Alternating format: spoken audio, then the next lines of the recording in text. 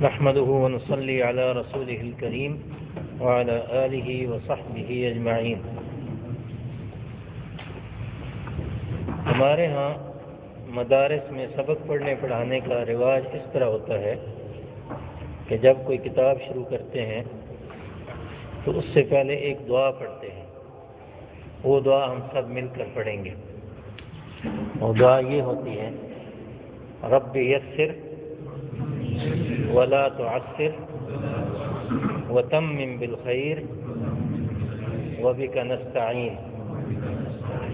رب یسر ولا تعسر وتمم بالخیر وبک نستعین۔ رب یسر ولا تعسر وتمم بالخیر وبک نستعین۔ اس کا ترجمہ سن لیں: اے اللہ آسان فرما، اے اللہ آسان فرما اور مشکل نہ بنا، اور اس کو خیریت سے مکمل فرما، اور ہم آپ ہی سے مدد مانگتے ہیں۔ تو جب ہمارے دل و جان سے یہ دعا نکلے گی تو انشاءاللہ قرآن پاک پڑھنا آسان ہو جائے گا۔ آپ زیادہ پیچھے نہیں ہوں گے، قریب ہو جائیں گے، میرے نزدیک آ جائیں۔ آپ ادھر آ، یہاں پہ آ۔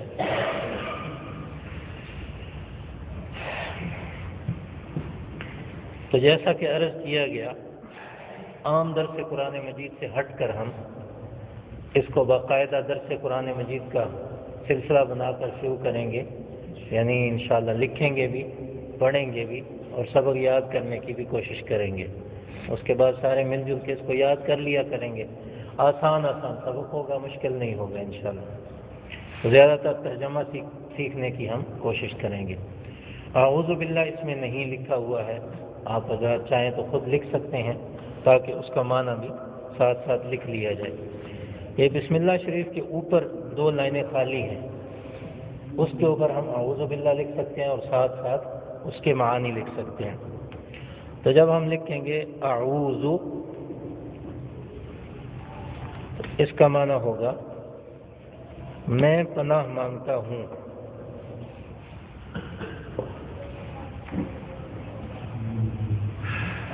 میں پناہ مانگتا ہوں، اس پورے کا یہ معنی۔ اور نعوذ بھی قرآن مجید میں آتا ہے، نعوذ باللہ ہم عام طور پہ بھی بولتے ہیں، اس کا معنی ہوتا ہے ہم پناہ مانگتے ہیں۔ تو اعوذ کا لفظ تو کئی مرتبہ قرآن مجید میں آیا ہے، جیسا کہ آخری صورتوں میں بھی ہے، قل اعوذ برب الفلق اور قل اعوذ برب الناس۔ باللہ، باللہ میں ایک تو لفظ حرف بے ہے اور اللہ ہے، دونوں مل کے باللہ بنے ہیں۔ بے زیر بے کا معنی ہوتا ہے کے ساتھ۔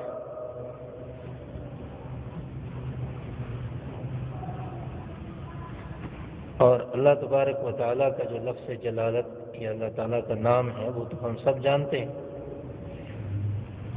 اعوذ باللہ من الشیطان ہے نا، من کا معنی ہے سے، من کا معنی سے، الشیطان اس کو بھی جانتے ہیں ہم سب، اور حاجی تو اچھی طرح جانتے ہیں، کنکریاں مار کے آتے ہیں نا۔ الرجیم،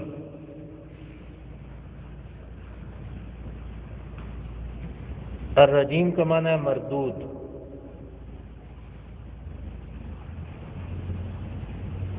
ساتھ لکھنا چاہیں تو راندہ ہوا، ہانکا ہوا، جس کو بھگا دیا جائے مار کے، وہ رجیم ہوتا ہے۔ جی الف لام کا میرا ارادہ تھا کہ الحمد کے ساتھ جا کے بتائیں گے، لیکن الف لام جو ہوتا ہے یہ کسی عام چیز کو خاص کرنے کے لیے آتا ہے۔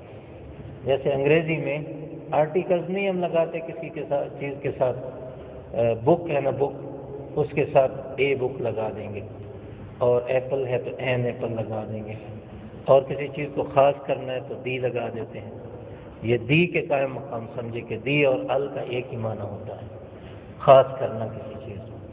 جس طرح انگریزی میں دی لگاتے ہیں، اسی طرح عربی میں دی کی جگہ ال لگا دیتے ہیں کسی عام چیز کو خاص کرنے کے لیے۔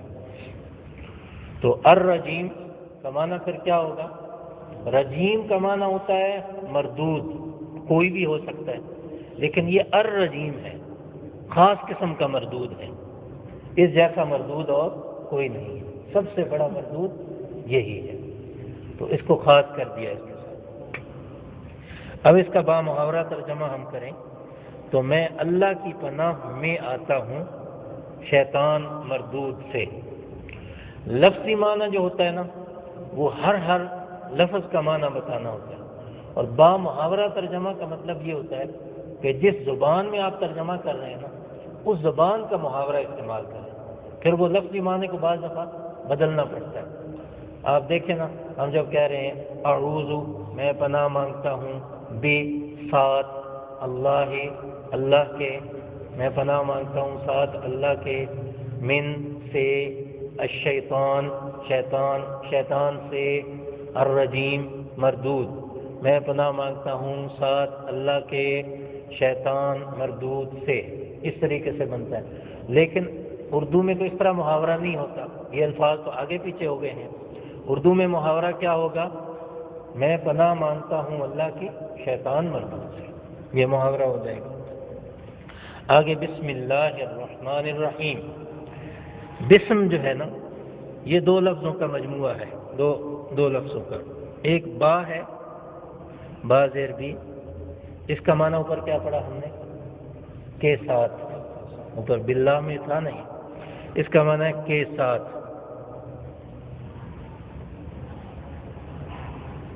اور آگے ہے اسم کا معنی ہوتا ہے نام، بے کا معنی کے ساتھ اور اسم کا معنی نام۔ اللہ تعالیٰ کا نام ہے، اس کو ہم جانتے ہیں۔ الرحمن بہت مہربان،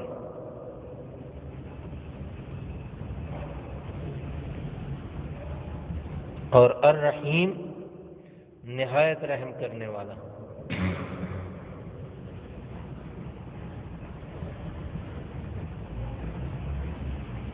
پھر اس کا معنی کیسے ہوا؟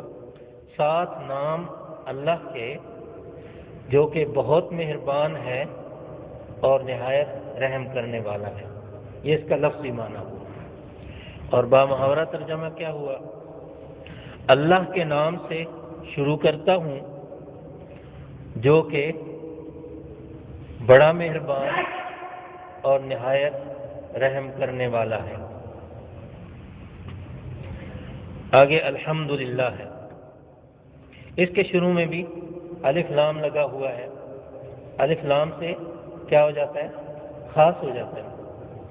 اور عربی میں اس الف لام کے کئی سارے نام ہوتے ہیں، اور وہ نام اس لحاظ سے ہوتے ہیں کہ الف لام کے استعمال کئی اور طریقوں سے، مختلف طریقوں سے ہوتے ہیں۔ یہاں صرف ایک طریقہ جو یہاں استعمال ہوا اس کا نام بتاؤں گا۔ الف لام برائے جنس لکھیں گے، الف لام برائے جنس، ایک وہاں الف لام برائے عہد ہوتا ہے، عہد ذہنی ہوتا ہے، عہد خارجی ہوتا ہے، اور کئی سارے نام ہوتے ہیں۔ برائے جنس الف لام برائے جنس کا معنی یہ ہوتا ہے کہ جس لفظ پہ یہ الف لام لگ گیا، اب اس لفظ کا جو معنی ہے نا اس معنی کے تمام پہلو اس کے اندر سمیٹے گئے ہیں، کوئی پہلو اس سے باہر نہیں رہا۔ مثلا آگے ہم پڑھ رہے ہیں نا حمد، الحمد، اور حمد تو اردو میں بھی استعمال ہوتا ہے، حمد باری تعالیٰ، یہ دو لفظ ہوتے ہیں، ایک حمد ہوتا ہے، ایک مدح ہوتا ہے۔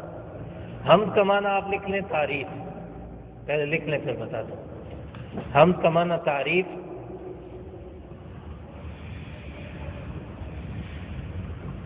اور حمد کا معنی شکر، تعریف اور بیک سلیش ایک ڈال کے ساتھ شکر لکھ دیں۔ اب دیکھ لیں کہ یہ دو لفظ ہوتے ہیں، ایک حمد ہوتا ہے، ایک مدح ہوتا ہے۔ حمد صرف اللہ تعالیٰ کی تعریف کو کہتے ہیں، اور مدح جو ہے وہ مخلوق کی تعریف کو کہتے ہیں۔ نبی کریم صلی اللہ علیہ وسلم کی جب تعریف میں اشعار کہے جاتے تھے تو ان کو مدح النبی کہا جاتا تھا، نبی صلی اللہ علیہ وسلم کی مدح کی جا رہی ہے، یا مدیح النبی کہا جاتا تھا۔ اور بادشاہوں کی جو شاعر تعریف کرتے تھے اس کو بھی مدح کہا جاتا تھا کہ شاعر نے بادشاہ کی تعریف کی ہے۔ لیکن حمد کا لفظ کبھی مخلوق کے لیے استعمال نہیں ہوتا، صرف اللہ تعالیٰ کی ذات کے لیے استعمال ہوتا ہے۔ اس حمد کے ساتھ جب الف لام لگ گیا جو کہ برائے جنس ہے، تو اس کا معنی یہ ہوا کہ ہر طرح کی تعریف اس کے اندر آ گئی، ہر طرح کی تعریف۔ للہ، یہ بھی دو لفظوں کا مجموعہ ہے، لام الگ ہے، اللہ ہی الگ ہے۔ جو لام ہے، لام جس کے نیچے زیر آ جائے اس کا معنی ہوتا ہے کے لیے، لام کے نیچے زیر آئی تو اس کا معنی ہوا کے لیے۔ اور اللہ تو ہمیں پتہ ہی ہے، للہ، اللہ کے لیے۔ رب کا معنی پالنے والا۔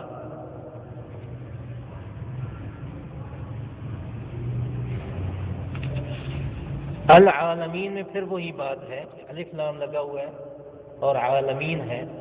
عالم کا لفظ ہم دنیا میں بھی استعمال کرتے ہیں، عام زبان میں اردو میں بھی استعمال کرتے ہیں۔ عالم انس و جن، جن و انس کی دنیا، دنیا کے لیے عالم کا لفظ استعمال ہوتا ہے۔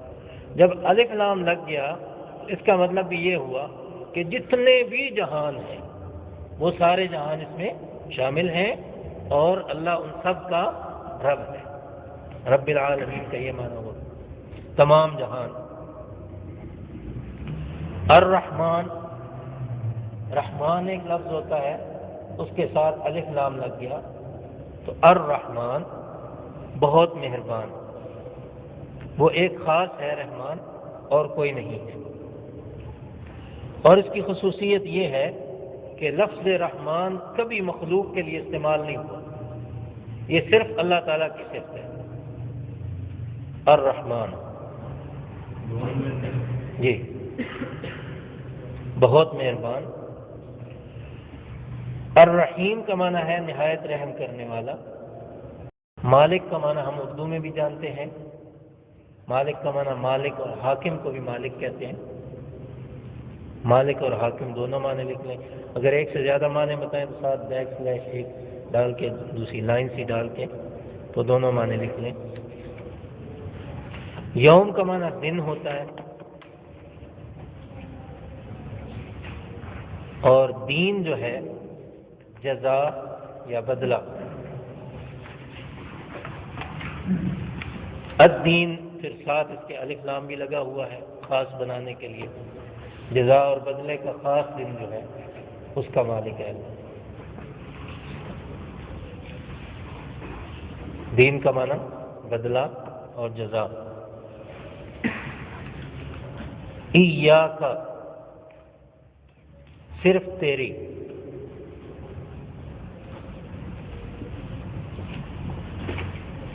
ایاک، صرف تیری۔ نعبد، ہم عبادت کرتے ہیں۔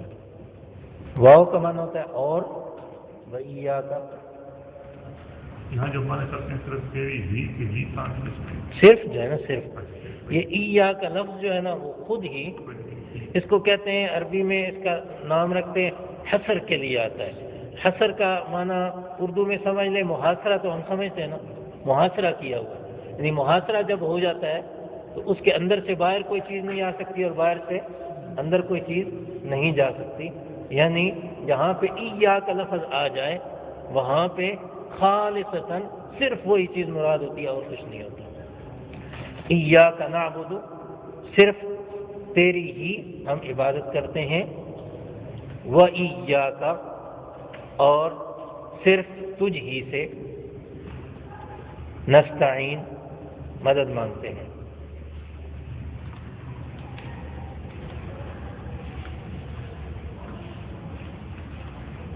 نستعین، مدد مانگتے ہیں۔ اہدنا، ہمیں ہدایت دے دیں۔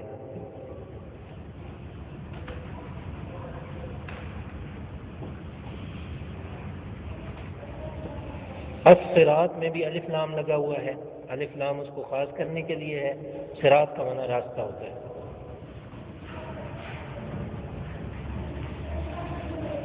اسی طرح المستقیم میں مستقیم سیدھے کو کہتے ہیں، اور ال جو ہے وہ خاص کرنے کے لیے آیا ہے کہ اپنا خاص سیدھا راستہ جو ہے وہ ہمیں دکھا دے، اس کی ہدایت ہمیں عطا فرما دے۔ یعنی کوئی بندہ اگر کہہ دے کہ یہ سیدھا راستہ ہے تو وہ سیدھا راستہ ہمیں نہیں چاہیے، جو خاص تیرا سیدھا راستہ ہے وہ ہمیں دکھا دے۔ پھر آگے دوبارہ صراط کا لفظ استعمال ہوا ہے، صراط کا معنی راستہ، الذین ان لوگوں کا جو کہ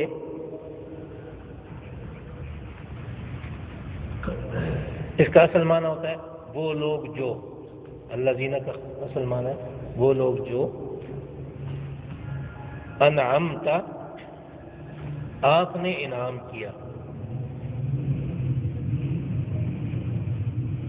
علیہم ان پر، غیر جو ہے نا غیر کا وہی اردو والا جو لفظ غیر استعمال کرتے ہیں، یعنی اپنا نہ ہو کوئی اور ہو، اس کا معنی ہوتا ہے سوائے، غیر کا معنی سوائے۔ المغضوب غضب کیے ہوئے،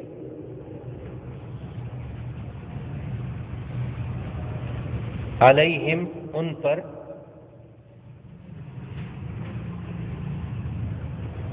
واو کا معنی اور،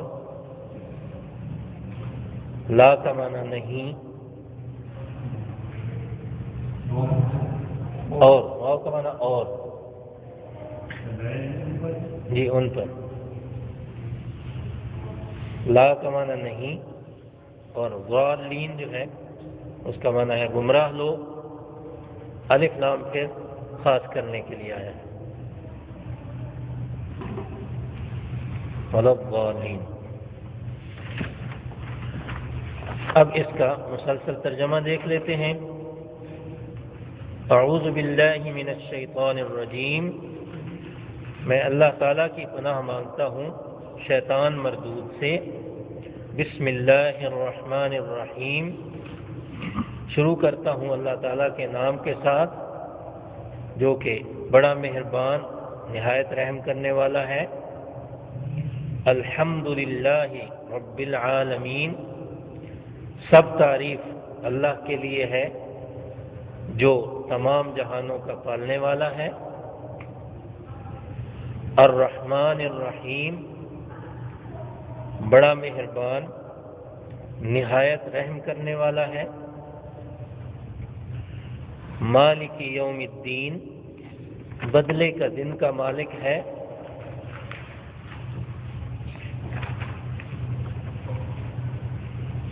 ایاک نعبد، ہم صرف تیری ہی عبادت کرتے ہیں۔ وَإِيَّاكَ نَسْتَعِينُ، اور صرف تجھ ہی سے مدد مانگتے ہیں۔ اهْدِنَا الصِّرَاطَ الْمُسْتَقِيمَ، ہمیں سیدھے راستے کی ہدایت دے دے۔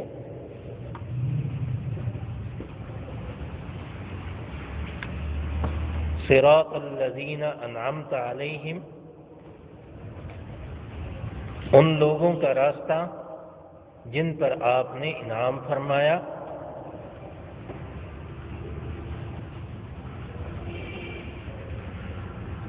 غیر المغضوب علیہم،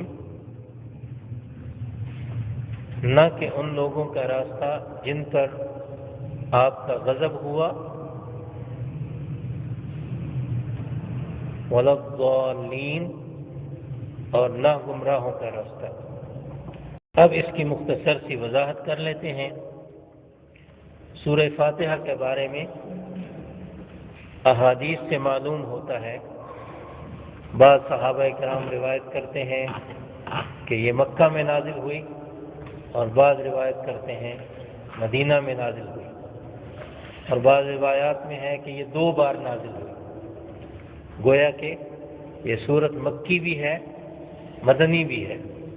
2 بار اللہ تبارک و تعالیٰ نے اس کو نازل فرمایا۔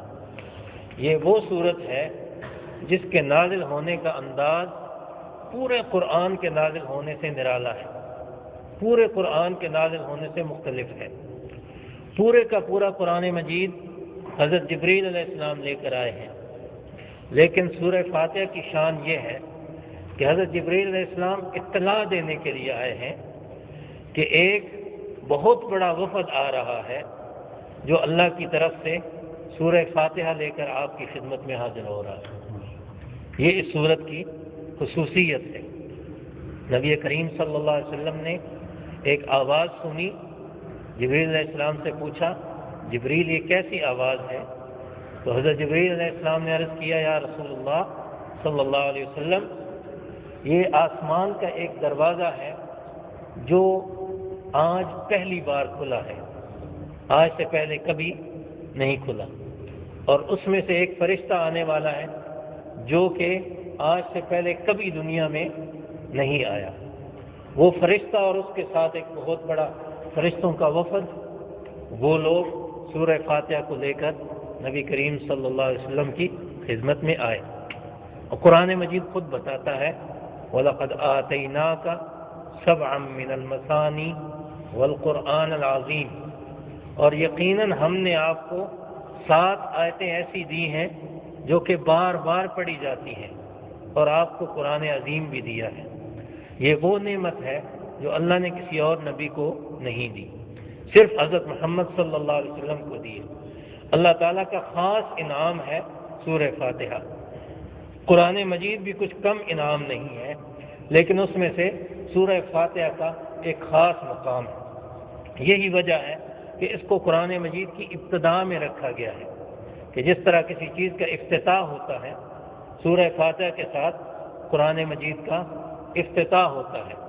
اور یہ صورت اللہ تعالیٰ کو اتنی پیاری ہے کہ قرآن مجید ہم ہر نماز میں تلاوت کرتے ہیں، اور اللہ تعالیٰ نے ہمیں فرمایا ہے فَاقْرَؤُوا مَا تَيَسَّرَ مِنَ الْقُرْآنِ، کہ اپنی نمازوں میں جتنا ہو سکے آسان ہو قرآن مجید پڑھ لیں، پابندی نہیں ہے زیادہ ہو یا کم ہو۔ تو فقہائے کرام نے جب دیکھا کہ نبی کریم صلی اللہ علیہ وسلم کتنی کم سے کم تلاوت فرمائی نبی کریم صلی اللہ علیہ وسلم نے، تو یہ مسئلہ فقہ کی کتابوں میں لکھ دیا کہ کم از کم 3 چھوٹی چھوٹی آیتیں جو ہیں ان کی تلاوت نماز کے اندر کی جائے، یا ایک اتنی بڑی آیت ہو جو 3 چھوٹی آیتوں کے برابر ہو۔ 3 چھوٹی چھوٹی آیتیں کون سی ہو سکتی ہیں؟ سب سے چھوٹی 3 آیتوں والی سورت جو ہے وہ کیا ہے؟ انا اعطیناک الکوثر فصل لربک وانحر ان شانئک هو الابتر۔ اور بعض لوگوں نے تو صرف سورہ اخلاص یاد کی ہوتی ہے، قل هو اللہ احد اللہ الصمد لم یلد ولم یولد ولم یکن له کفوا احد۔ اس کی صورتیں، اس کی آیتیں جو ہیں وہ 3 سے زیادہ ہیں۔ اچھا، نماز میں یہ پڑھنے کا حکم دیا، لیکن نبی کریم صلی اللہ علیہ وسلم نے اس کی مزید وضاحت جو فرمائی نماز کے اندر تلاوت کرنے کی، تو یہ ارشاد فرما دیا لا صلاۃ الا بفاتحۃ الکتاب، کہ آپ نے قرآن کی تلاوت تو کرنی ہے نماز کے اندر، لیکن یہ یاد رکھنا کہ جس نماز کے اندر فاتحہ نہیں پڑھی جائے گی وہ نماز کچھ نہیں ہے، اس نماز کی اللہ کے ہاں کوئی قدر نہیں ہے۔ یعنی سب سے زیادہ اہمیت جو ہے قرآن مجید میں سے وہ کس کو دی گئی؟ سورہ فاتحہ کی تلاوت کو دی گئی۔ اس حدیث پاک کے فقہا نے مختلف تشریحات کی ہیں، اپنے پاس سے نہیں کی، صحابہ کرام نے جو اس کی تفسیر بیان کی ہے وہی پھر فقہا تک پہنچی ہے۔ تو مسلمانوں کا ایک طبقہ ایسا ہے جو کہتا ہے کہ اگر امام ہو تب بھی سورۃ فاتحہ پڑھے، مقتدی ہو تب بھی سورۃ فاتحہ پڑھے۔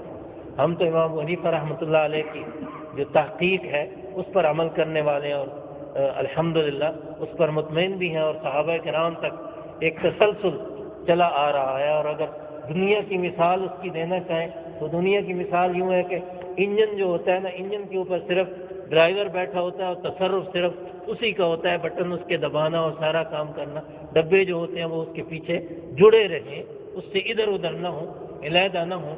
تو نماز میں امام کو جو ہے وہ ایک ذمہ دار بنایا جاتا ہے، اور حدیث پاک میں آتا ہے من کان لہ امام فقراءۃ الامام لہو قراءۃ، جس کا کوئی امام ہو تو امام کی قراءت اس کی بھی قراءت بن جاتی ہے۔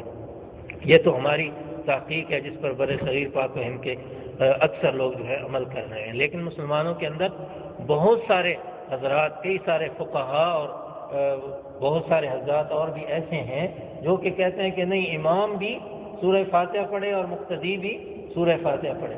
فقہ والا مسئلہ نہیں بتا رہا، یہاں یہ عرض کر رہا ہوں کہ سورہ فاتحہ کی اتنی اہمیت حدیث میں بیان کی گئی، اتنی اہمیت بیان کی گئی کہ بعض لوگوں نے اس سے یہ سمجھ لیا کہ نہ مقتدی کی نماز ہوگی اس کے بغیر، نہ ہی امام کی نماز ہوگی۔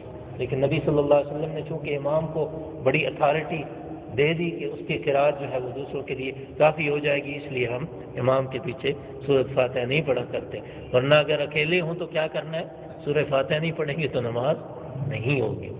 اور نماز میں جتنی بھی تلاوت کرتے ہیں نا، سب سے زیادہ دہراتے کس چیز کو ہے، سورہ فاتحہ ہی کو دہراتے ہیں۔ اس کا نام ہی اللہ تعالیٰ نے قرآن مجید میں رکھ دیا، آتیناک سبعا من المثانی، 7 آیتیں ایسی دے دی ہیں جو کہ بار بار دہرائی جاتی ہیں۔ 4 رکعتیں اگر ہم پڑھتے ہیں نا ایک نماز کی، تو اس میں 4 بار ہی سورہ فاتحہ پڑھتے ہیں۔ اور اگر قل هو اللہ بار بار کہتے ہیں اور امام صاحب کو پتہ چل جائے تو امام صاحب کہتے ہیں اتنی عمر ہو گئی آپ کی اور ایک ساری رکعتوں میں قل هو اللہ ہی پڑھتے جا رہے ہیں، اور بھی کوئی سورت سیکھیں نا، سورہ فاتحہ کے بارے میں تو ایسے نہیں کہتے، وہ تو پڑھنی ہوتی ہے، اتنی زیادہ اہمیت ہے۔ میں نے ایسے ہی سوچا اور کچھ تفسیروں کو دیکھا تو میں نے کہا سورہ فاتحہ کے بارے میں ہم نے لمبی بات تو کرنی نہیں، اس کے 3 پہلوؤں پہ تھوڑی تھوڑی گفتگو کر لیتے ہیں۔ پہلا پہلو یہ ہے کہ سورہ فاتحہ دعا کا طریقہ ہے جو اللہ تعالیٰ نے اپنے بندوں کو سکھایا ہے کہ مجھ سے مانگنا ہو تو کیسے مانگنا ہے۔ دعا کا طریقہ ہے جو اللہ پاک نے اپنے بندوں کو سکھایا ہے۔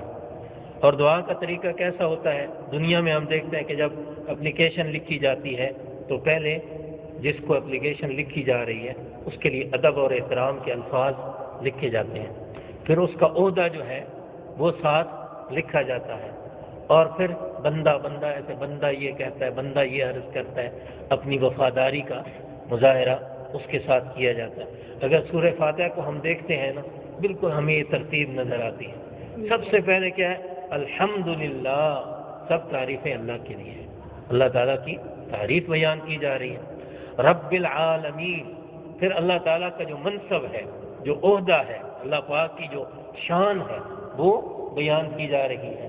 رب العالمین، جو تمام جہانوں کا پالنے والا ہے، اور پالنے والے جو ہوتے ہیں نا وہ غصے والے بھی ہوتے ہیں، ڈانٹ ڈپٹ بھی لیتے ہیں، لیکن یہ پالنے والا ایسا ہے الرحمن الرحیم کہ بڑا مہربان ہے اور نہایت رحم کرنے والا ہے۔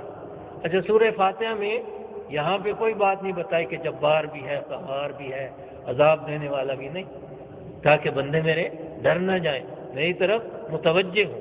یہ طریقہ سکھایا ہمیں اپنے آپ سے مانگنے کا اللہ تعالیٰ نے کہ سب سے پہلے میری تعریف کرو، میری حمد و ثنا بیان کرو، اور اس کے بعد کیا ہے، عہد وفاداری ہے کہ یا اللہ ہم تیرے وفادار ہیں، تیرے ہی ہیں، کسی اور کے نہیں ہیں۔ اور وہ کہاں بتایا، ایاک نعبد، ہم تیری ہی عبادت کرتے ہیں اور کسی کی عبادت نہیں کرتے۔ وَإِيَّاكَ نَسْتَعِينُ، تجھ ہی سے مدد مانگتے ہیں اور کسی سے مدد نہیں مانگتے۔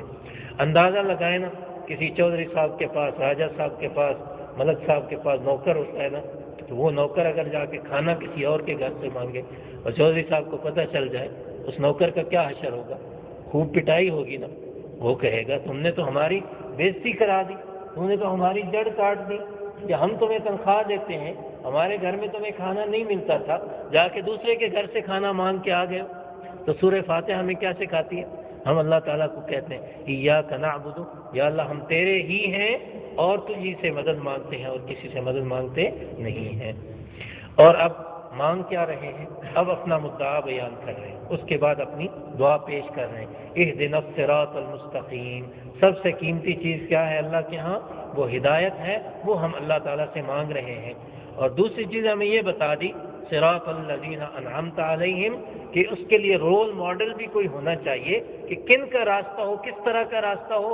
اے اللہ ان لوگوں کا راستہ دکھا دے جن پر آپ کا انعام ہوا، مہربانی فرمانا، ہمیں ان لوگوں کے راستے سے بچا لینا جن پر آپ کا غضب ہوا، اور ان لوگوں کے راستے سے بھی بچا لینا جو کہ گمراہ ہو گئے، راستہ چھوڑ کر بھٹک گئے۔ یہ دعا مانگنے کا طریقہ سکھایا۔ اس کو سورۃ الحمد بھی کہتے ہیں، اور حمد جو ہے نا، اس میں ہر طرح کی تعریفیں آتی ہیں۔ اب ہر طرح کی تعریفیں ہم سوچتے ہیں نا، تو ایک تو بندہ بڑی فصاحت و بلاغت کے ساتھ اللہ تعالیٰ کی تعریفیں بیان کر رہا ہے۔ ایک کتاب میں نے پڑھا کہ ایک عالم جو ہے وہ حج کرنے کے لیے گئے، تلبیہ پڑھ رہے ہیں، لبیک اللہم لبیک لبیک لا شریک لک لبیک، اور ایک عورت کو سنا قریب ہو کے، تو وہ کہہ رہی ہے یا رحیم یا کریم ان عہدک القدیم، یا رحیم یا کریم ان عہدک القدیم۔ تو وہ کہتا ہے یہ کیا کر رہی، یہاں تو تلبیہ پڑھنا ہوتا ہے۔ وہ کہتی جاؤ جاؤ تم اپنا کام کرو۔ وہ تلبیہ پڑھ رہا ہے اور وہ یہ کام کر رہی ہے۔ اب ممکن ہے وہ کس حال میں ہوگی، لیکن اس کا ایک انداز ہے، اللہ تعالیٰ کو شاید پسند آ جائے۔ ایک طرف یہ تعریف ہے اللہ کی لبیک اللہم لبیک، ایک طرف وہ لگی ہوئی ہے، ممکن ہے اللہ پاک اس کی اس تعریف کو بھی قبول فرما لے۔ موسیٰ علیہ السلام کا واقعہ ہمارے سامنے جو آتا ہے، انہوں نے ایک بندے کو ڈانٹا تھا جو کہ کہہ رہا تھا کہ یا اللہ تم اگر میرے سامنے آ جائے تو میں کیا کروں، تیرا منہ دھلاؤں اور تیرے بالوں کو ٹھیک کروں اور یہ کروں وہ کروں، اس طرح کی باتیں کر رہا تھا۔ موسیٰ علیہ السلام نے اس کو ڈانٹا تو اللہ تبارک و تعالیٰ نے موسیٰ علیہ السلام کو منع فرما دیا کہ میرے بندے کو ایسے نہ کہو۔ اب وہ کوئی طریقہ تو نہیں تھا نا اللہ کی تعریف کرنے کا جو وہ کر رہا تھا، جو وہ کہہ رہا تھا کہ یا اللہ تو میرے سامنے آ جائے اور میں تیرے ساتھ پیار کروں اور تیرا چہرہ جو ہے اس کو ٹھیک کروں اور تیرے بالوں کو ٹھیک کروں، لیکن وہ اپنے ایک من میں لگا ہوا تھا، اپنی موج میں لگا ہوا تھا، اتنا زیادہ سمجھدار نہیں ہوگا، پڑھا لکھا نہیں ہوگا، ممکن ہے مکلف نہ ہو، بعض لوگ ہوتے ہیں ذہنی طور پہ بھی اتنے ٹھیک نہیں ہوتے، لیکن اللہ کے ہاں تو ان کا نظام چل رہا ہوتا ہے، ان کا میٹر وہاں تو چل رہا ہوتا ہے، بند نہیں ہوتا۔ اللہ تعالیٰ کا ہر بندے کے ساتھ تعلق ہوتا ہے، جو بڑا عقل مند ہے نا اس کے ساتھ بھی اللہ کا تعلق ہے، جو چھوٹا عقل مند ہے اس کے ساتھ بھی اللہ کا تعلق ہے، اور جو بے سمجھ ہے بالکل اس کا بھی اللہ تعالیٰ کے ساتھ تعلق ہے، ادھر اس کا معاملہ چل رہا ہوتا ہے۔ تو جو کوئی جیسی تعریف کر رہا ہے، اللہ کہتے ہیں الحمدللہ، ساری تعریفیں کس کے لیے؟ اللہ کی ذات کے لیے ہیں۔ ایک یہ پہلو تھا۔ دوسرا پہلو یہ سمجھ میں آیا کہ یہ اللہ تعالیٰ سے بندے کے راز و نیاز ہیں۔ سورہ فاتحہ جو ہے یہ راز و نیاز ہے اللہ تعالیٰ کے بندے کے ساتھ۔ حدیث پاک میں آتا ہے قسمت الصلاۃ بینی و بین عبدی، سورہ فاتحہ کو اللہ تعالیٰ نے صلاۃ کا نام دیا، نماز کا نام، نماز کو میں نے اپنے اور اپنے بندے کے درمیان تقسیم کر دیا ہے۔ تو نبی کریم صلی اللہ علیہ وسلم نے بتلایا کہ جب کہتا ہے نا بندہ اذا قال العبد الحمد للہ رب العالمین، بندہ کہتا ہے کہ سب تعریفیں اللہ کے لیے جو تمام جہانوں کا رب ہے، تو اللہ تعالیٰ فرماتے ہیں حمدنی عبدی، میرے بندے نے میری تعریف کی ہے۔ اور جب کہتا ہے مالک یوم الدین، تو اللہ تعالیٰ کہتے ہیں اثنا علی عبدی، حمدنی عبدی رب العالمین، مجدنی عبدی، اور مالک یوم الدین اثنا علی عبدی، میرے بندے نے میری تعریف کی ہے۔ جب یہ کہہ دیتا ہے آگے ایاک نعبد و ایاک نستعین، اللہ تعالیٰ فرماتے ہیں جب وہ یہ کہہ رہا ہوتا ہے نا میں تیری عبادت کرتا ہوں، تجھ سے مدد مانگتا ہوں، ھذا بینی و بین عبدی، یہ میرے اور میرے بندے کے درمیان کا معاملہ ہے، وہ عبادت کرنے والا اور میری عبادت ہونے والی۔ اور اس کے بعد بندہ جب کہتے ہیں نا اہدنا الصراط المستقیم، تو اللہ تعالیٰ فرماتے ہیں وَلِعَبْدِي مَا سَأَلَ، میرا بندہ جو مانگ رہا ہے میں اس کو دوں گا۔ یہ راز و نیاز ہے اللہ کے درمیان اور بندے کے درمیان۔ تیسری چیز جو ہے وہ سمجھنے کی ہے کہ اس صورت کے اندر ہمیں رویے سکھائے گئے ہیں کہ انسان کا رویہ کیسا ہونا چاہیے۔ پہلا رویہ یہ ہے کہ جب بات کی ابتدا کریں تو ابتدا اللہ کا شکر ادا کرنے سے کریں، اچھی بات سے ابتدا کریں۔ کوئی ہم سے حال پوچھتا ہے تو کیا کریں؟ اللہ کا شکر ہے۔ بے شک ہم درد سے تڑپ رہے ہوں پھر بھی کیا کریں؟ اللہ کا شکر ہے، تھوڑا سا ایسے ہے کبھی یہاں درد ہو جاتی ہے، انشاءاللہ ٹھیک ہو جائے گا، کوئی بات نہیں ہے۔ یہ رویہ کہاں سے سیکھا ہم نے؟ اللہ نے سب سے پہلا لفظ یہ ہمیں بتایا الحمدللہ، کہ سب تعریفیں اللہ کے لیے ہیں۔ تو یہ زندگی میں ہمیں رویہ سکھا دیا کہ جب گفتگو شروع کی جائے تو کس سے شروع کی جائے؟ شکر ادا کرنے سے، کہ ہر حال میں اللہ کا شکر ہے۔ رب العالمین میں یہ سکھا دیا ہمیں رویہ کہ جو محسن ہو، محسن کا احسان ماننا چاہیے. رب العالمین بھی یہ سکھا دیا. الرحمن الرحیم میں یہ بات سکھا دی. رحمان کا معنی ہے عام رحم کرنے والا، کافر پہ بھی مسلمان پہ بھی، دنیا میں ہر ایک کو کھلا رہا ہے اللہ پاک. تو بندے جو ہیں نا اللہ کے مسلمان، انہوں نے بھی کافروں اور مسلمانوں کے ساتھ مل کے رہنا ہوتا ہے. تو دونوں کے ساتھ جو بندے کا معاملہ ہوتا ہے اس میں فرق ہونا چاہیے. الرحمن کا معنی ہے عام رحم کرنے والا. تو مسلمان جب دنیا میں رہ رہے ہیں، کافر اور مسلمان کے ساتھ دنیاوی معاملات تو ایک جیسے ہوں، دنیاوی معاملات میں تو اس کا مکمل اخلاق ہو، اچھے اخلاق سے کافر سے بھی پیش آئے، مسلمان سے بھی پیش آئے. لیکن کچھ معاملات ایسے ہوتے ہیں جو الرحیم کے اندر ہیں کہ اللہ تبارک و تعالی خاص رحم کرنے والے ہیں. قیامت کے دن کافروں کو، مجرموں کو الگ کر دیں گے اور مومنوں کو خاص انعامات سے نوازیں گے. تو یہاں سے یہ رویہ معلوم ہوتا ہے کہ جب مسلمانوں کا آپس میں تعلق کی بات آتی ہے تو ان کا رویہ برادرانہ سے بھی آگے بڑھ جاتا ہے. رحماء بینہم، وہ آپس میں رحم دل ہوتے ہیں. نبی کریم صلی اللہ علیہ وسلم نے ارشاد فرمایا مسلمان آپس میں ایسے ہوتے ہیں جیسے ایک دیوار ہوتی ہے کہ دیوار کی اینٹیں ایک دوسرے کے ساتھ مل کے جڑ کے ایک دیوار کو بنایا کرتے ہیں. یہ رویے ہمیں بتائے گئے. مالک یوم الدین، تو جو محسن ہوتا ہے پھر اس کا اقرار کرتے رہنا اور اس کے احسان کو مانتے رہنا. ایاک نعبد و ایاک نستعین، پھر اللہ تعالیٰ کے ساتھ انسان کا معاملہ کیسا ہونا چاہیے یہ یہاں پہ بتلا دیا. اہدنا الصراط المستقیم، پھر آگے وہی دعا کی بات ہے. تو کچھ رویے ہم نے اس سے سیکھے، دعا کرنے کا طریقہ ہم نے اس سے سیکھا، اور اس سے ہمیں یہ پتہ چلا کہ یہ بندے اور اللہ تعالیٰ کے درمیان راز و نیاز کی باتیں ہیں. اللہ تعالیٰ عمل کی توفیق عطا فرمائے. الحمد للہ رب العالمین، والصلاة والسلام على أشرف الأنبياء والمرسلين. ربنا آتنا في الدنيا حسنة وفي الآخرة حسنة وقنا عذاب النار. اللهم اصلح لنا شأننا كله ولا تكلنا إلى أنفسنا طرفة عين. ربنا تقبل منا إنك أنت السميع العليم وتب علينا إنك أنت التواب الرحيم. وصلى الله تعالى على النبي الكريم محمد وعلى آله وصحبه أجمعين برحمتك يا رب.